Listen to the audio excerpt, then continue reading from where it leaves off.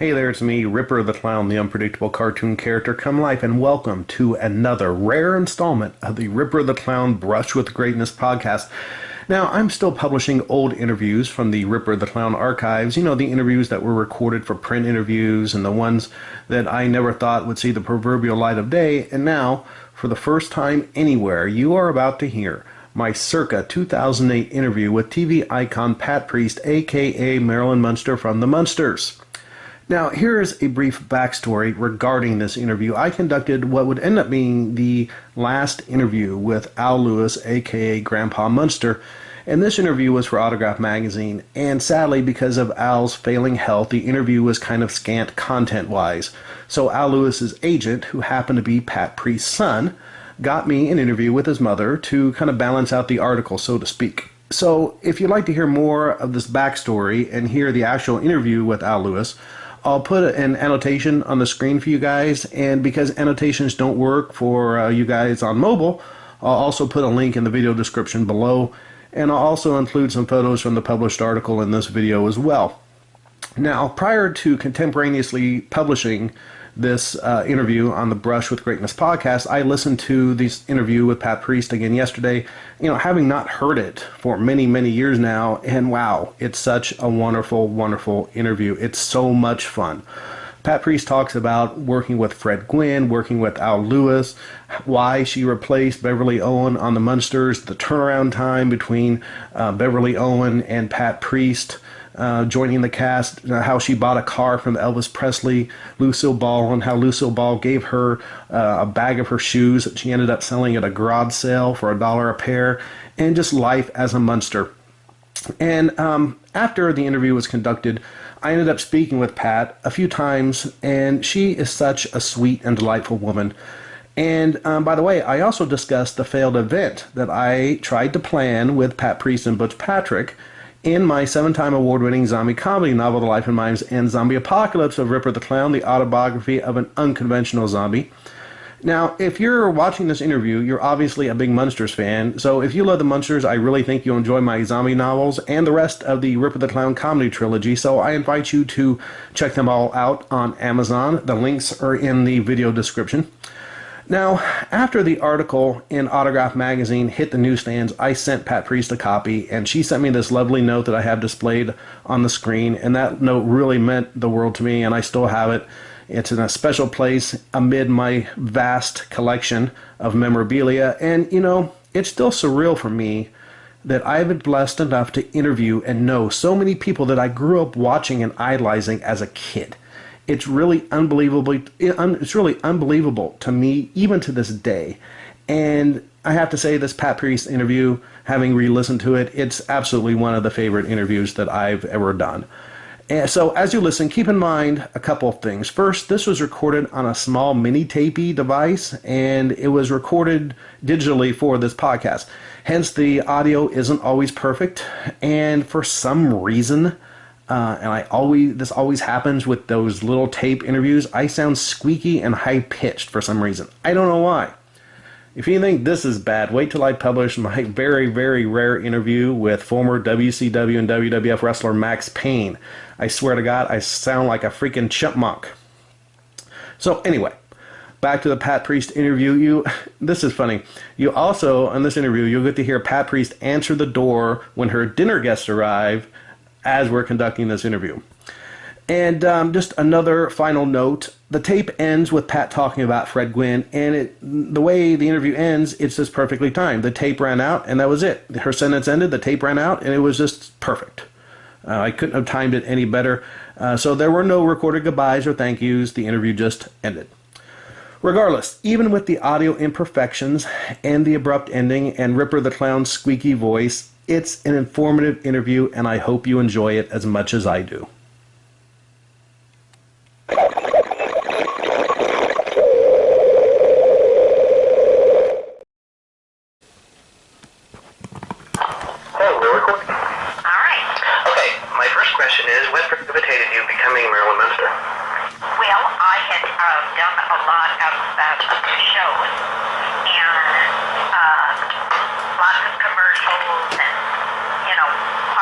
All the major shows, guest spots.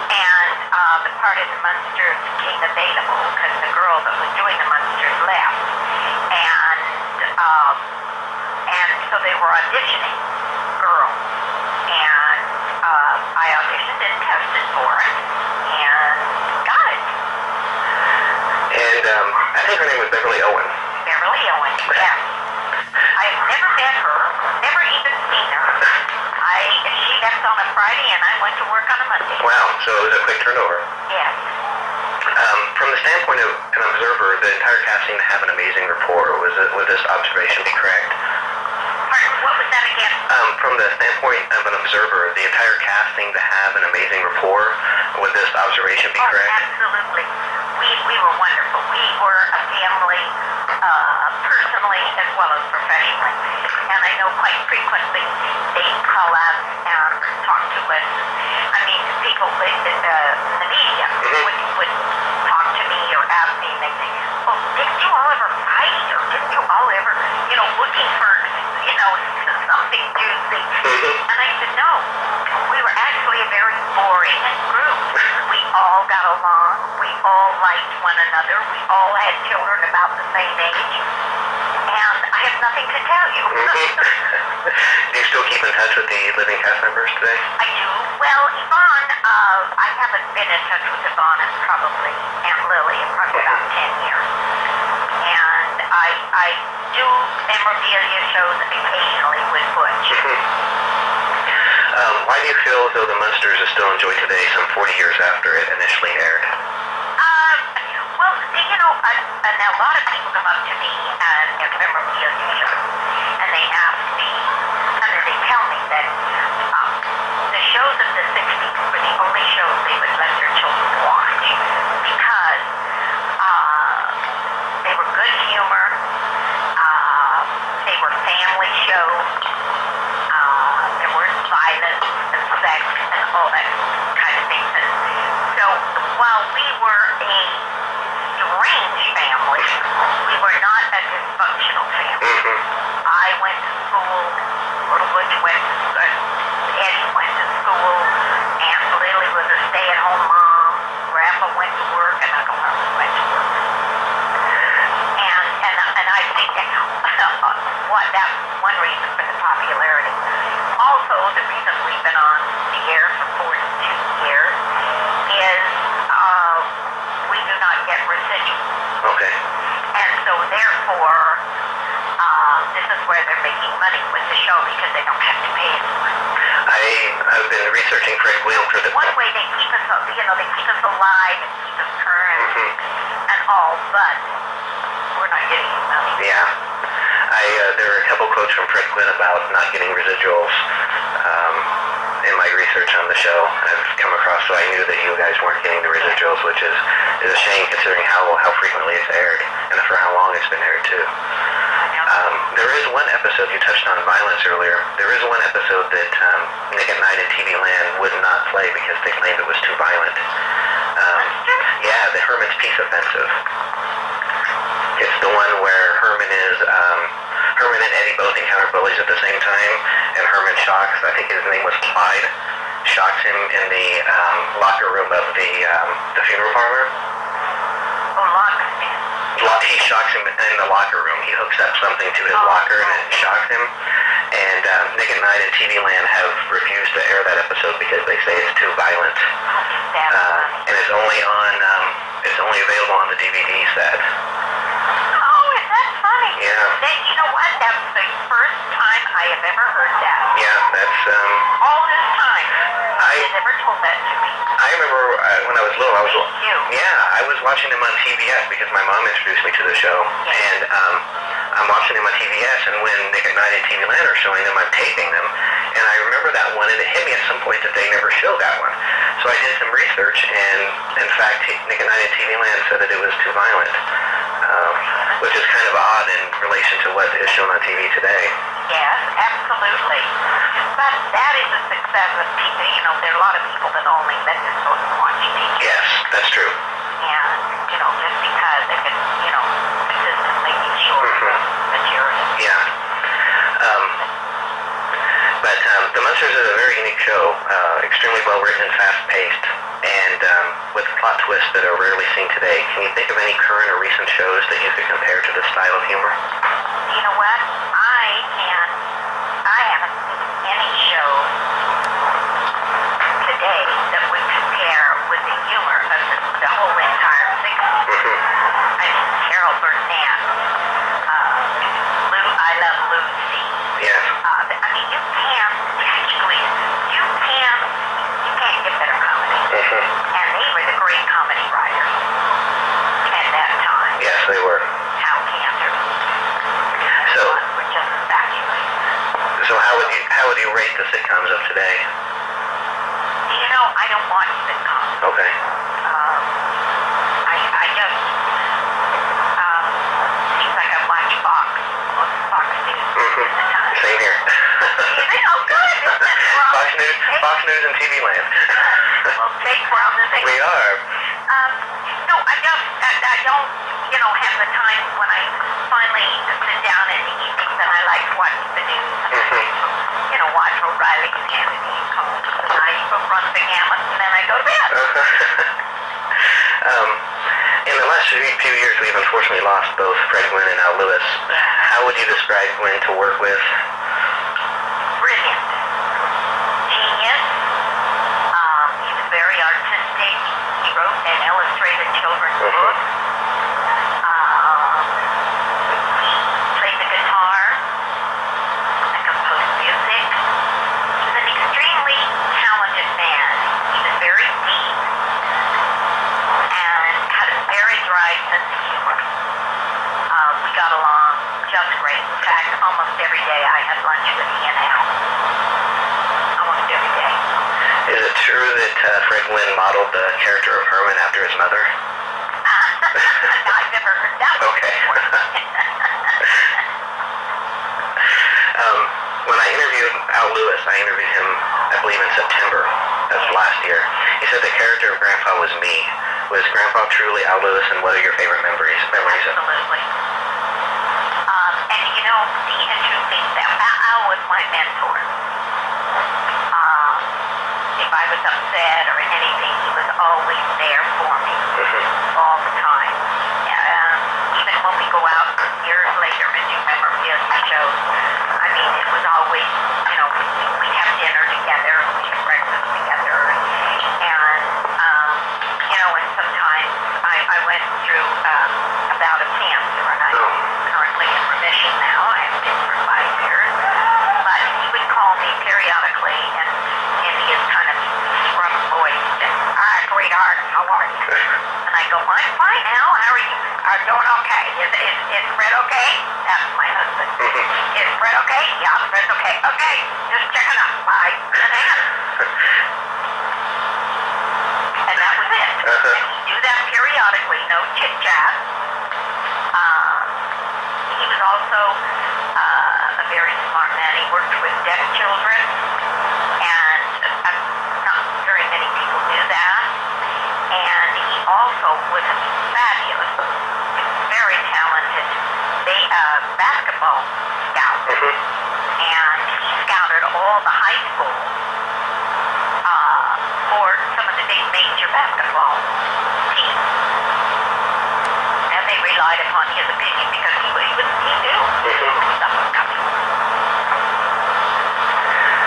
Yeah, when I interviewed him, it was sad because I could tell he wanted to do the interview, but he just wasn't really picking up on a lot of what I was saying. No. And I got a few good quotes from him, and I actually felt bad afterward because I felt as though I had taken up his time. I felt as though it was a struggle for him to do the interview, and it kind of made me feel sad that I had. Well, but you know what? He probably wanted to do it. Because, he was always on. And as I truly feel that he wanted to do it. So, it was nice. That was probably one of the last things he did. Yeah, that's what Pierce told me, that it was the last interview that he had done. Exactly. Is it true that you owned Elvis's car at some point? Yes, I did. Well, I did a movie with him called The Easy Coming. And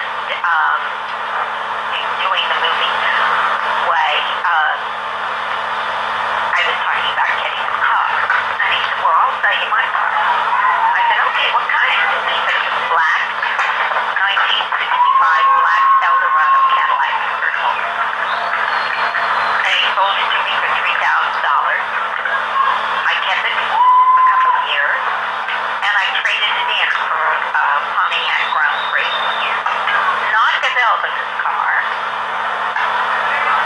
And the dealer, they didn't open up the car. It was just a car. Yeah. So that was one of the first retirement funds that I threw away. Yeah, somebody out there may have Elvis's car and not even know it. And then that's true. And then the second retirement fund I threw away was I knew Lucille Ball, and my girlfriend used to live in her guest house. And I did a couple of TV shows. And I was up to her house one day, and she's always playing backgammon. And she said, "What size shoes do you wear?" And I said, "Wear an 8.5." She said, "Well, right there by the back door, there's a black garbage bag filled with shoes. I was going to toss them or give them to Goodwill or something. If you want them, take them." So I took them. And I have two pair today. One that was in a box that said L Long. And the other, of course, I know they were Lucy's because they were given to me. But all the rest of them I ended up selling in a garage sale for $1 a pair. Wow. Not as Lucy shoes. Well, how was Lucy to work with? Oh, great. Very, very professional. It was her show, and she was very much in control.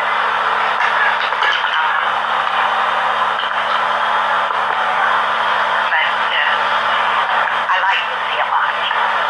Wonderful, wonderful lady. Certainly a brilliant comic. Well, since the magazine is autograph, I'm going to ask you a few autograph-related questions now.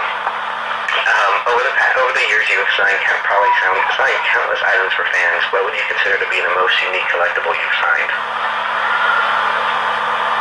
A toilet seat. Seriously.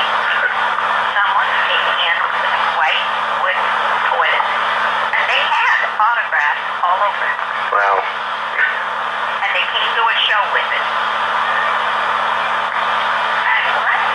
I said, "How do you play it?" He said, "We hang it on the wall in the bathroom." I said, "Well, that's kind of unusual." I signed all kinds of things. Last year, I was in Waxahachie, Texas. They have a wonderful, total replica of the Munster Mansion. Great people, Sandra and Chuck McGee.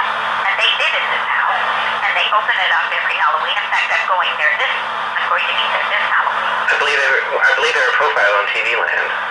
Pardon? I believe they were profiled on TV Land this well, past year. it's wonderful, and they're wonderful, and what they've done is fabulous. And this will be my third year of going there. And so they took me out to dinner one night, and we went into Johnny Crino's. We went in, and of course, you know how you feel that everyone's been planted, or that it's been announced you're coming, so that when you walk in, everyone in the entire restaurant turns to look at you. Well, then, as the evening progressed, the waitresses wanted me to sign the backs of their white t-shirts. And I ended up, I think every waiter or waitress in the restaurant came to have their t-shirts signed. I said, "You can't watch it, because it'll be worthless." Yeah. But that was kind of unusual. Yeah. Speaking of signatures, your mother's signature is one that many readers probably have seen many times without knowing it. Is that correct?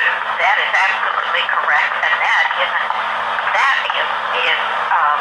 autograph that you want to collect because it was on all the money. With Ivy Baker Priest. And Ivy Baker Priest? Ivy Baker Priest. Okay. Because she was treasurer of the United States at the time.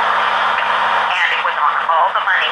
And the $1 bills, when she went into office, they were all silver certificates.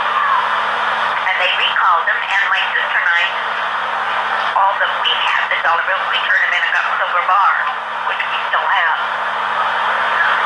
Now, what period was this with? Mother was, she was elected in 52, going in 53.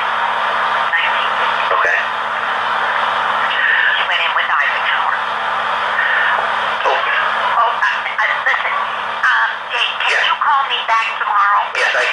actually only have one more question for you, so it'll be quick. Hold on, just one moment. Okay, okay. Hold on, Okay. I have to answer my door. Okay. My comments are dinner with you. Okay. How are you? Hi. How are you? Just a minute, I'm just finishing up an interview. Hi. How are you? Good. Hold on, I'm not on the air, so. Okay. Well, like I said, I have one more question, so I can call you back tomorrow, and it could be a few minutes. Sure. And I don't want to keep you from your company. Okay, I'll call you back. What time would be good for you? Where are you located? I'm in Illinois. You're in Illinois. Yeah. You're in, what, an hour's time difference from us? I believe so. Okay, will you call me around 8, 9? Okay, I'll call you around 9 my time. Okay. Okay, have a good night.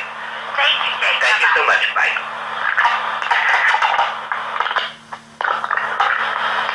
Okay. I only had one question yesterday, but in the interim, I thought of a couple more. So, being that we were talking about autographs, I want to promote your... And you know what? I wanted to mention something, too, when we're talking about autographs. You know, there's a lot of forgery in autographs. That was one of my questions. Okay, there are. And the nice part, and I'm not saying this because it's my son's company. I'm not saying this at all.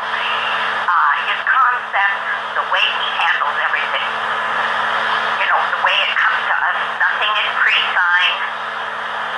We do all the signing. He does not keep any of the pictures. All he does is take the internet orders, make out the envelopes. Everything is forwarded to us. We sign them, personalize them, everyone that he handles. We sign them, personalize them ourselves, and we mail them. So it takes about, you know, once a month, every 6 weeks. You know, you have to sit down, and it takes probably a couple hours to do all your orders and then take them to the post office. But everybody dealing with him knows that everything is authentic. Yes. And you can have anything said on there you want. You know, happy birthday, congratulations. So, you know, that when people are spending money for autographs, they should know that there's, you know, that they're real. Yeah. And I know that my son monitors the internet all the time with the Munsters, because of course he handles Al Lewis also. Yes. And he knows all of our signatures. And so all of a sudden when he comes up with something that doesn't, you know, jive, or a Fred Gwynn signature, which Fred never signed anything, you know, he will contact the person to find out where they purchased it. And especially if it was mine or Al's, and to let them know that it's not real. I've actually emailed Pierce a couple times regarding items on eBay that I was curious about. Yeah. And one of them was I think the company was called Rittenhouse. They put out a series of trading cards that had inserts of signed cards. I believe one was yours, one was Yvonne Carlo's, one was Butch's, and one was Al's. Well, Al ended up getting sick in the meantime, and I'd heard that they didn't put out the Al signed card. They never put them into the packs because he never signed them. And I saw... I remember signing them. Yes. I saw one of Al's on eBay, and I contacted Pierce, and I can't remember exactly what his response. I know he told me email the company because he was curious about it, and I did, and they said that the company said Al Lewis never signed the cards. So then I mailed Pierce their response, and I believe he tried to, or ended up getting the entire auction shut down. So... well, I know he monitors it, which is nice. And, you know, he will call people and try to find out, you know, to try and, you know, stop a lot of this. Also, another thing he does is when, you know, and he doesn't do this all the time, but he does it sometimes, especially to younger people, is, you know, there will be a signed picture of me, and it's going on eBay for like, you know, $45, and he will call the person and say, you know, you don't need to pay that kind of You can get it for 10. Yeah. But people don't know that. And, he just said, I wanted to let you know that, they are available out there. And, we get this number. So I'd appreciate it if you plug his Oh, yes, that. his little thing, because and you know what, the interesting thing, Jake, it all started because of me. His whole little company, which has been going on for 10 years or so now, but because of his flaky mother, he came to my house. I've been living up in Idaho, which I still do, and he came to the house one day, and this was probably 10 years ago, and he's going through looking for something, and here was this big box of vanilla envelope. Big box. And he pulled them out and he said, Mom, what are all these vanilla envelopes? They're not even open. I said, yes, they're fan mail. And he said, oh, Mom, I cannot believe it. You haven't even opened these letters. Some of them are 2 and 3 years old. He said, you can't do that to Pam. And I said, well, honey, I can't afford to have pictures printed. I can't afford to mail pictures up. I can't afford to do it. And he said, well, let me take all the envelopes and let me see if I can't come up with something. So he took them all. He decided, and he would, put me on the internet, and and put a little note in all these things. So sorry, these have been overlooked, and due to, cost of things we have to charge. He made up a catalog for me, sent a little catalog. Well, almost all of them came back. Thank you so much. Yes, we would like to buy, blah, blah, blah, blah. So, this was going very well. And so Pamela Sue Martin, who was Fallon on Dynasty, she was my neighbor, my immediate next door neighbor. And so Pam was over at the house one day, and I said, Pam, what do you do with your fan mail? And she said, nothing. And she said, I just ignore it. I throw it away. And I said, oh, Pam, you've got to meet my son, because he has just saved my life, so to speak, and came up with a way, a fan mail type of service. So he came up and he talked to Pam, and then Van Williams was a friend of ours who was a Green Hornet, and he talked to Van, and then Al Lewis said, when we were on a memorabilia show, how are you handling your fan mail? And then I would go out and on a memorabilia show, and Carol Lindley was sitting next to me, and my son came to the memorabilia show, and I told her, and so gradually, he worked up to, something like 20 clients, and just word of mouth, from, one Beverly Garland, and just from one person to the next, and everybody's been very happy with it. And he enjoys doing it. And then he started several years ago a company called Auction Agents, and he handles auctions on eBay, antiques, and memorabilia. So a lot of his clients, he'll handle clothes, scripts, memorabilia, not only for his clients, but he comes up here to Idaho. He has about 4 clients here. He comes up with a truck, picks up stuff from us, and then he handles pawn shops.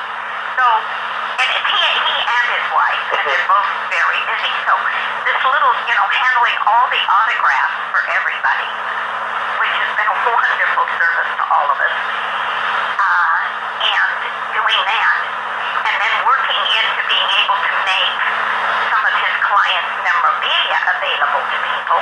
It just turned into a wonderful little business for him. And he's very personal to clients or to customers because he's really helped me out quite a bit with different. I'm so glad. I'm glad to hear that because, he does follow up. And the interesting thing, in about the 10 years we've been doing, I've had 2 bad checks. Wow. That's all. It is absolutely amazing. And if something gets messed up or maybe I put it in and the ink wasn't dry and people contact my son and my son contacts me, he files everything, all ordered. He gives us printouts as to who ordered what and how many are selling. I mean, it's a wonderful, wonderful service. And I know you autograph people have been, just great. And we sell to all, autograph collectors all the time, and I don't care what they do with them. You mentioned forgeries earlier. How do you feel forgeries affect not only your business but the autograph community in general? Well, I think when you start a lot of forgeries, it makes people leery. I think it hurts the industry, and it hurts us because, then people begin to think, especially when they're buying money. I mean, putting out money and buying pictures. Yes. They get a little leery. So, I think if you get a company or people you work with over the years that you've become to rely on, then and you just deal with those people. Because and if those people, have dealt with me, as I say, I have a lot of autograph dealers that deal with me, and then they would say, oh, I got them straight from Patrice. And then, that's good for them. But as I say, you never know. Yeah. You mentioned something a few minutes ago about I try to make my signature also kind of swirly. My keys and everything, so it's not easy to copy. Have you seen bad forgeries of your signature before? Yes, my son has. Yeah, he has, and he's called people on it. You mentioned a few minutes ago that Fred Gwynn rarely signed. Do you know why?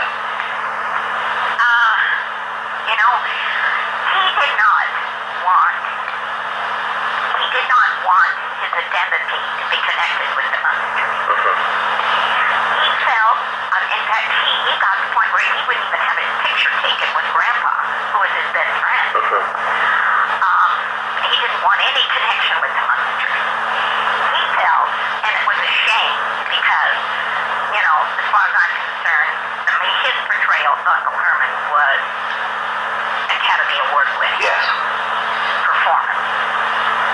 Because that's a person playing something totally opposite from themselves.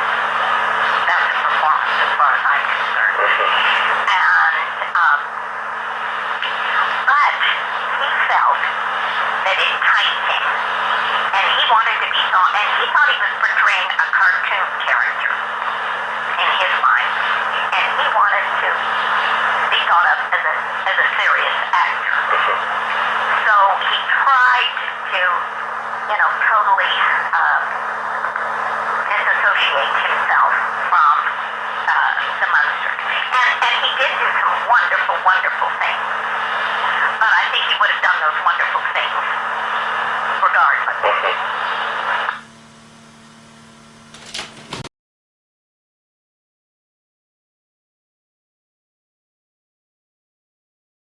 Well, guys, there you have it. My circa 2008 interview with Pat Priest, a.k.a. Marilyn Munster. Thanks for watching, and please check out my pop culture comedy channel here on YouTube with over 500 comedy videos and podcasts featuring Joyce Randolph from The Honeymooners, Al Lewis, Jack Doan, William Riggle, Stephen Williams, Camille Keaton, and many others. Wow! And you'd better hit that subscribe button. I'm Ripper the Clown.